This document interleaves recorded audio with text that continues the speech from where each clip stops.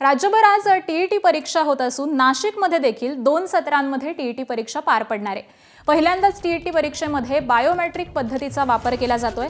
नाशिकमधील 86 केंद्रांवरती परीक्षा होणार आहे। तर नाशिकच्या परीक्षा केंद्रावरून आढावा घेतलाय आमचे प्रतिनिधी शुभम बोडके यांनी। महाराष्ट्र राज्य परीक्षा परिषदेने अतिशय पारदर्शक पद्धतीने ही जी परीक्षेचं आयोजन केलेलं आहे।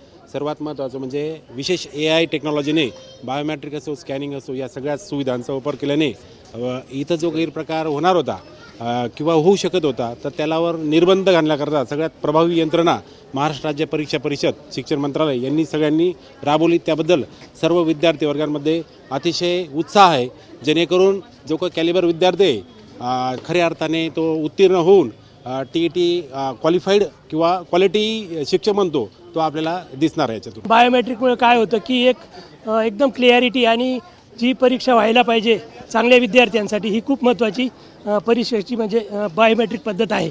बोगस शिक्षकांसाठी आळा बसण्यासाठी ही पद्धत चांगलीच आहे, कारण आजकाल क्वालिटी शिक्षक हा महत्त्वाचा आहे आणि क्वालिटी शिक्षक असला तरच भविष्याचं आपल्या विद्यार्थ्यांचं भविष्य चांगलं होऊ शकतं। यासाठी ही खूप महत्त्वाची महाराष्ट्र शासनाने आणि शिक्षण परिषदेने ही राबवलेली प्रक्रिया खूप सुंदर आणि छान आहे।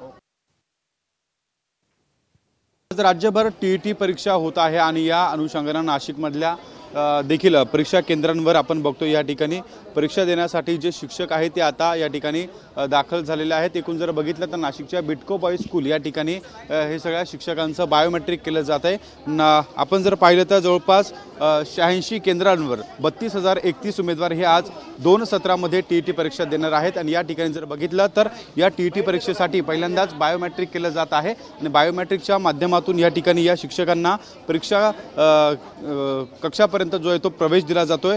टीईटी सारख्या अनेक ज्या परीक्षा आहेत त्यामध्ये आता बायोमेट्रिक हे महत्त्वाचं ठरतंय। एकूण जर पाहिलं तर कोणताही गैरप्रकार होऊ नये यासाठी या पद्धतीचं ही बायोमेट्रिक पद्धत ही वापरली जाते आणि एकूण आपण जर पाहिलं तर आज नाशिकमध्ये 2 सत्रामध्ये हे पेपर होत आहे आणि यासाठी जवळपास 32,031 हे उमेदवार या परीक्षेसाठी या ठिकाणी आल्याचं आपल्याला पाहायला मिळते। संपूर्ण खबरदारी म्हणून सीसीटीव्हीची थेट नजर देखील या प्रत्येक परीक्षार्थींवर असणार असल्याचं आपल्याला पाहायला मिळत आहे। कॅमेरामन मयूर बारगेसह शुभम बोडके, एबीपी माझा, नाशिक। एबीपी माझा, उघडा डोळे बघा नीट।